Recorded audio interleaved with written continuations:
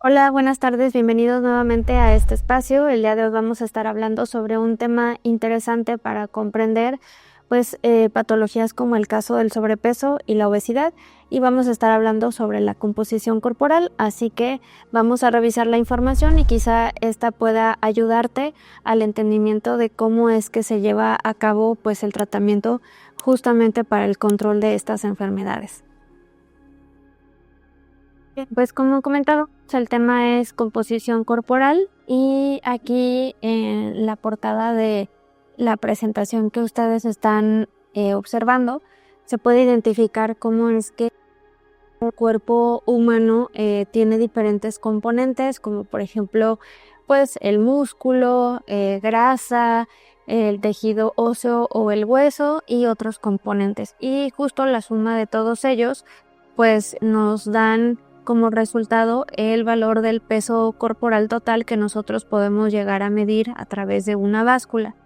Pero como ya lo hemos conversado en otras capacitaciones, hemos hablado que el peso no es una cifra importante, sino más bien es los componentes que lo conforman para poder identificar o tener diagnósticos que se encaminen hacia la solución pues de los problemas de raíz.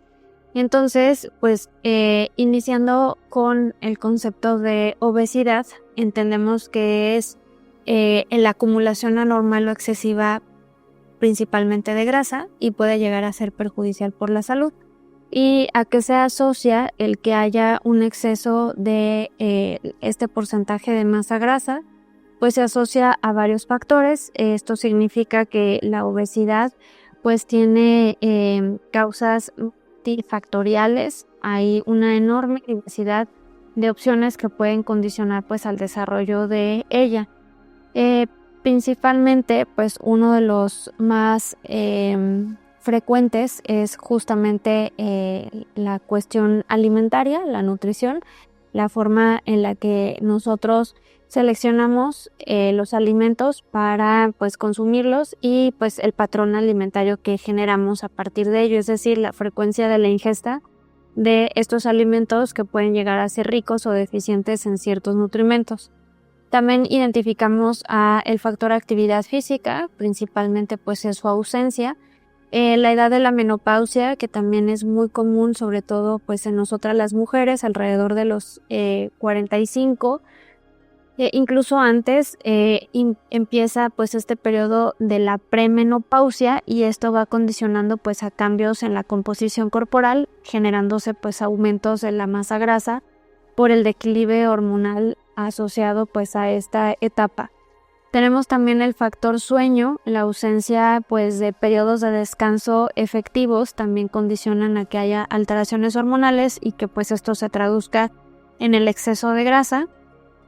Enfermedades psiquiátricas, estrés, factores socioeconómicos, ambientes obesogénicos, que pues ambientes obesogénicos es la suma de varios aspectos desde la parte de alimentación, el sedentarismo, incluso la cuestión genética, alteraciones hormonales, cómo se encuentra la microbiota intestinal, que también por ahí tenemos un tema sobre esta red tan extensa de bacterias que tiene muchos beneficios a nuestra salud. Factores prenatales que también pueden llegar a ser pronóstico de nuestro estado nutricio pues en la edad adulta, es decir, desde el nacimiento, nuestro peso, las condiciones que se dieron para ello, pues también pueden llegar a determinar cómo puede llegar a ser nuestro estado nutricio. Solamente que pues como hemos mencionado, incluyendo en el tema de factores genéticos, pues no son determinantes directos, es decir, no porque tengamos antecedentes significa que pues eso ya va a ocurrir, sino que nosotros pues sí podemos llegar a mediarlo. Y bueno, también el uso crónico de ciertos fármacos también pueden condicionar a esta acumulación excesiva. Ahora, la composición corporal pues se refiere a la cuantificación de los componentes estructurales del organismo, como ya les mencionaba.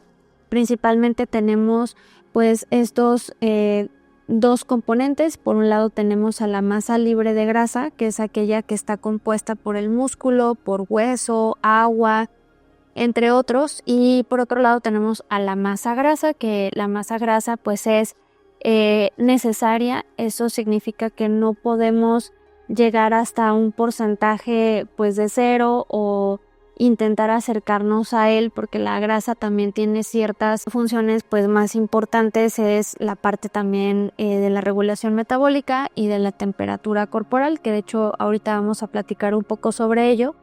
Pero también pues tenemos que hablar de pues la distribución de esa grasa, el sitio en donde se localiza, para identificar pues los riesgos respecto a pues las patologías que se pudieran asociar a ella.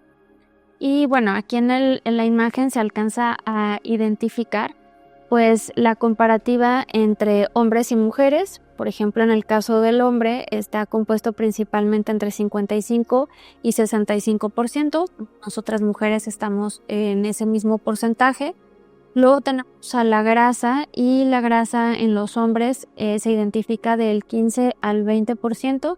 Y las mujeres del 20 al 30%, es decir, en nosotras las mujeres el porcentaje es mayor, y es mayor debido pues a las etapas que llegamos a atravesar, como por ejemplo embarazo, lactancia, que requieren pues de este aumento de grasa para funciones pues del desarrollo fetal, del desarrollo del bebé y de la producción como tal de la leche humana. Y bueno, si alcanzamos a identificar, pues tenemos otros componentes como minerales y proteína, y pues igual aquí estaremos hablando de proteína si lo particularizamos a la masa muscular. Pues nosotras mujeres tenemos menor cantidad de músculo que en el caso de los hombres, y es por la misma razón, porque pues finalmente las etapas que vivimos son diferentes. Ahora, con respecto al índice de masa corporal, que también es como una forma para poder identificar de manera general pues si llegara a existir algún riesgo de alteración respecto a la composición corporal. No es la única, de hecho no, como profesionales de la salud no nos regimos bajo esta fórmula, porque pues es algo muy general. Sin embargo, sí puede darles a ustedes que quizá a lo mejor no están versados en este sentido de las ciencias de la salud, les puede dar una idea de cómo puede estar la composición corporal. En pocas palabras, el índice de masa corporal no diagnostica, solamente me ayuda a poder distinguir si pues por ahí hay alguna alerta que debo de atender y que debo de conocer cuáles son las causas que están condicionando pues a ello. Aquí les pongo la fórmula. La fórmula requiere de 2 mediciones en particular, que es el peso y es la estatura. La estatura debe de estar en metros, y bueno, dependiendo del valor que obtengamos de esta fórmula, pues vamos a clasificar al índice de masa corporal en bajo peso, normal, sobrepeso, obesidad de primero, de segundo, de tercero, y obesidad de 4º grado, que ya catalogamos como mórbida. La importancia de poder distinguir estos es, uno, pues identificar qué factores son los que están causando pues esto, que ya estemos hablando de cualquiera de estas clasificaciones. Y pues obviamente lo importante sería también acudir con un profesional de la salud, porque si se fijan, pues la misma fórmula solamente me da peso, y yo al inicio les comentaba que el peso pues no le debemos de dar tanta significancia, porque no estoy hablando de los componentes que conforman a ese peso. Con el peso no sé si específicamente pues es mayor cantidad de masa grasa o de masa muscular, y pues ahí pudiera llegar a tenerse o sobreestimaciones o subestimaciones al momento de aplicar esta. Pero como les mencionaba, es un buen inicio, y más si a lo mejor no somos especialistas en la salud, pues nos ayuda a más o menos identificar, con la finalidad de poder pues buscar una asesoría ahora sí profesional. Entonces aquí en el ejemplo les coloqué que una persona con un peso de 80 kilos, que tiene una estatura de 1,63, ¿cómo calculamos el índice de masa corporal? Entonces pues decíamos que la fórmula me pide dividir el peso entre la estatura al cuadrado, y si yo quiero sacar la estatura al cuadrado puedo multiplicar 1.63, que en este caso es la estatura que tiene esta persona hipotética, por 1.63 y me da 2.65. Entonces a los 80 kilos los voy a dividir entre este valor que obtuvimos del cuadrado de la estatura y pues obtengo como tal 30.18 pues kilos. Si me regreso a la diapositiva anterior, los 30.3 pues estarían ubicando en esta clasificación que sería obesidad tipo 1, porque el índice de masa corporal va de los 30 a los 34.9. Entonces, pues así es como lo identificamos. Ahora, si queremos hacer otro ejemplo, en este caso que fuera un paciente que pesa 72.5 kilos y que tiene una estatura de 1.71, hacemos el mismo procedimiento y aquí ya se los desglosé para que entendiéramos cómo hacemos este cuadrado. Hay algunas pues calculadoras que ya me pueden calcular nada más tecleando la tecla, la función de elevar al cuadrado, pero si no llegáramos a tener esa función en nuestra calculadora, ya sea del celular o una calculadora tal cual, pues hacemos la multiplicación 1.71 por 1.71 y me da 2.92 y entonces divido ahora sí el peso entre este valor y obtengo pues el resultado, que son 24.8. Y entonces pues aquí identificamos que 24.8 pues es un IMC que entra en la categoría de normal, pero si se fijan ya está muy cercano a pues el rango máximo. Como ven, el índice de masa corporal por categorías identificamos dos rangos, un rango mínimo, por ejemplo aquí en normal es de 18.5, que es lo mínimo para categorizarse como normal, y como máximo 24.9. Lo idóneo o pues lo adecuado sería que no estuviéramos en ninguno de estos extremos, porque es muy factible que podamos brincar a otra categoría, sino que nos encontremos justo en el centro. Y pues obviamente cuando ya estamos hablando de categorías pues más allá de el que identificamos como normal, que estemos hablando ya de algún grado de obesidad, pues no significa que eso lo vamos a llevar inmediatamente a un IMC pues normal. En primera, porque como mencioné, no sirve como diagnóstico, solo me da una idea. Y en segunda, porque pues no es inmediato, hay tiempo que hay que pues considerar para poder llevar a cabo cambios en la conducta, en la alimentación, entre otros aspectos. Hay otras formas también de evidenciar. Esta es una forma mucho más objetiva, que es la medición del perímetro de la cintura.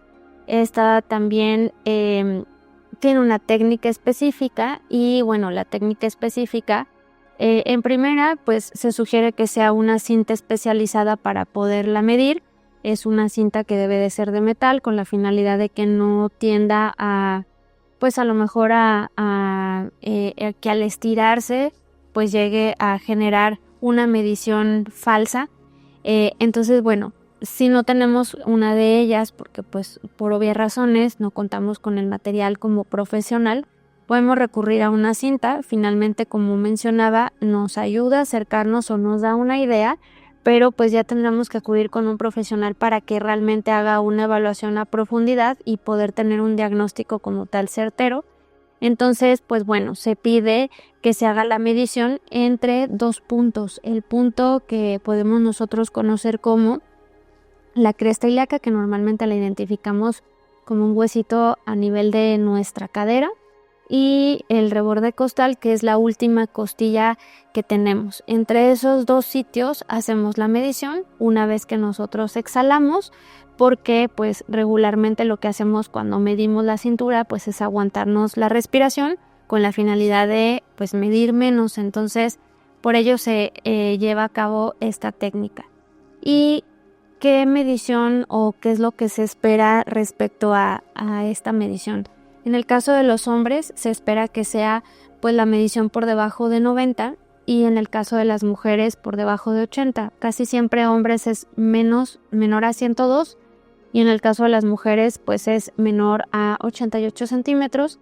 Entonces eso es algo de lo que se pudiera pues esperar.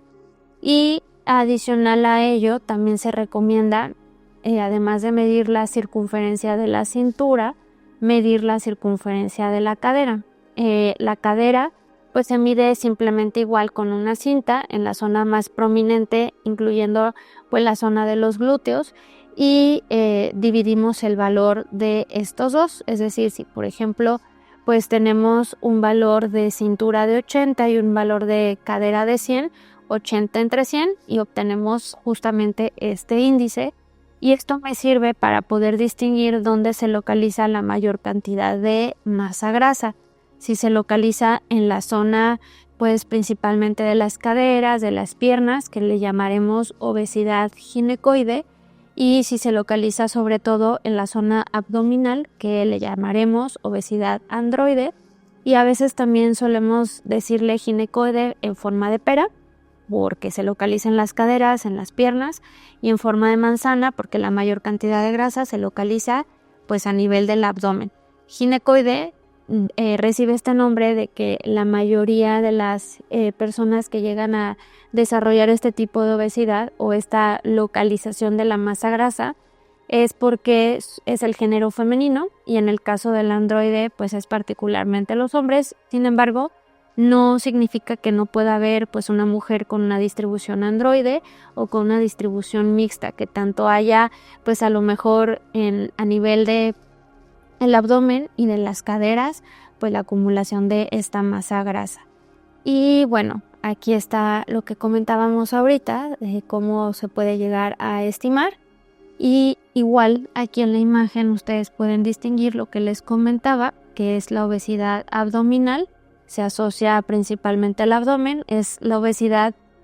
Ambos casos son pues necesarios atenderse, pero si habláramos del riesgo, pues la obesidad androide implica muchos mayores pues número de riesgos, porque pues a nivel abdominal encontramos la mayor parte, si no es que el 90% de nuestros órganos se localizan ahí, y eso puede llegar a afectar a pues lo que conocemos como la grasa visceral, que es la grasa propiamente que rodea los órganos y que tiene la función de protección.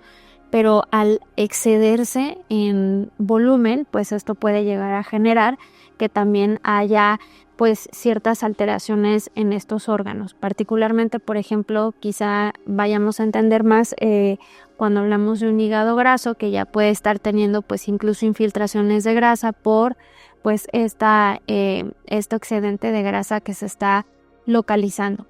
Y en el caso de las mujeres, que por eso mencionamos, es más común la ginecoide, pero igual dijimos que cualquiera, ambos géneros, pueden llegar a tener cualquiera de estas formas de localización, solamente que en este, pues no que no sea de riesgo, tiene también sus riesgos, principalmente son riesgos respecto a la movilidad y respecto pues a problemas osteoarticulares, incluso insuficiencia venosa, que también se puede asociar, porque la mayor cantidad del peso pues se da a nivel de la cadera y de las piernas. Entonces, bueno, esa es la parte también que nos ayuda a conocer este índice de cadera.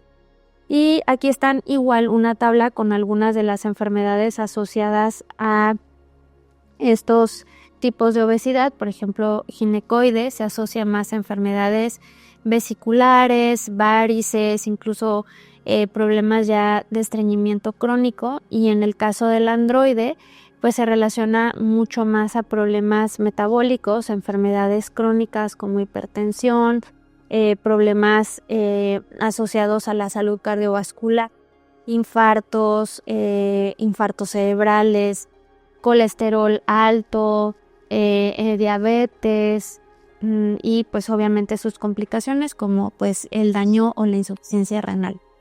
Y aquí les pongo un ejemplo. Decíamos que teníamos que dividir el valor de la medición de la circunferencia de cintura entre el valor de la circunferencia de cadera.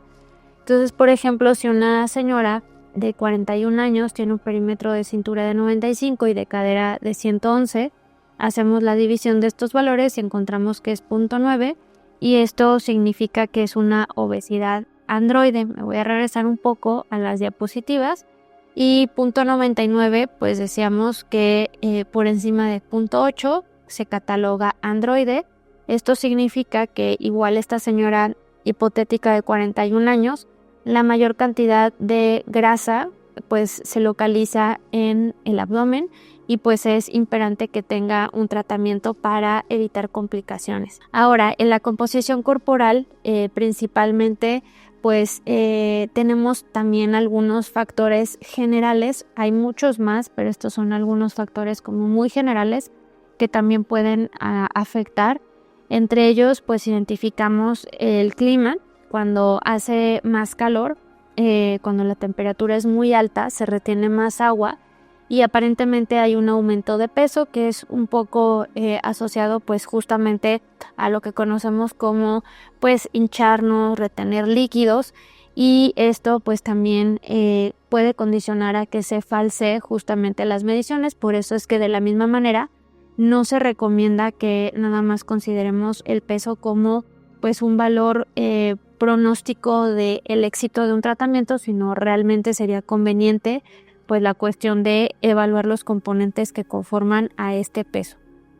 En particular aquí en la imagen les pongo incluso que también la cuestión de la regulación de la temperatura, dependiendo pues los componentes que conforman a nuestro peso, entre más cantidad de grasa se tenga, es muy probable que la temperatura que se pueda llegar a modular sea mayor, es decir, que no se distingue tanto temperaturas bajas, y contrario a ello, cuando tenemos menores reservas de masa grasa, pues es mucho más factible de regular la temperatura, sobre todo las temperaturas bajas.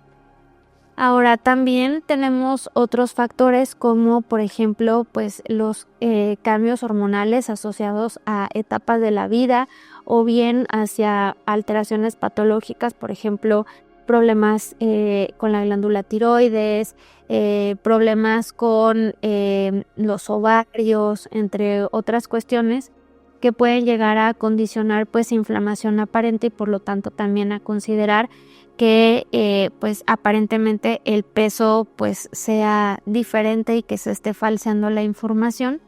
Y sobre todo pues durante el ciclo menstrual, en la etapa fértil de nosotras las mujeres, pues solemos estreñirnos previo al inicio del ciclo menstrual, y esto también pues contribuye a que haya inflamación abdominal y que por lo tanto pues podamos, si nos pesamos, pues a lo mejor tener un valor mucho mayor.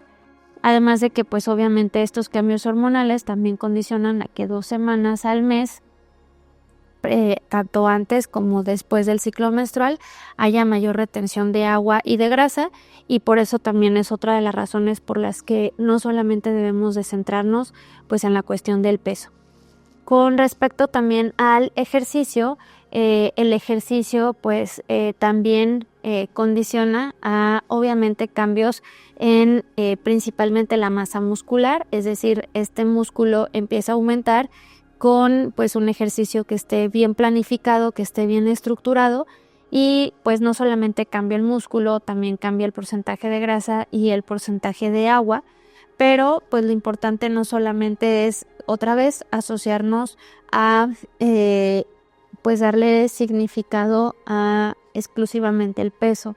En el caso del ejercicio, pues si estamos ya teniendo una rutina planificada y estructurada y empezamos a ver que cambia pues el peso, no necesariamente es porque no esté llevándose a cabo pues la función o el beneficio del ejercicio, sino porque está cambiando esa composición corporal, particularmente pues el músculo, y obviamente que eso pues va a impactar en el peso corporal. Esto significa que pues puedo yo a lo mejor tener un peso pues previo a la práctica ya como tal del hábito del ejercicio, y conforme vaya yo realizando pues la rutina específica de ejercicio, pues obviamente mi peso va a cambiar, incluso puede llegar a aumentar porque la masa muscular pues obviamente está aumentando.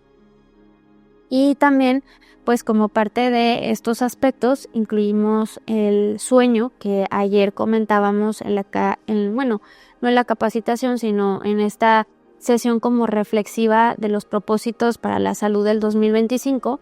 Decíamos que pues también la parte de la higiene del sueño era fundamental, y el no dormir lo suficiente o dormir pues de manera intermitente, de manera errónea, puede llegar a ocasionar pues que también tengamos una deficiencia de energía, y a veces pues requerimos justamente aumentar la ingesta dietética con la finalidad de obtener más energía, que pues no la tenemos por esta ausencia como tal del periodo del sueño.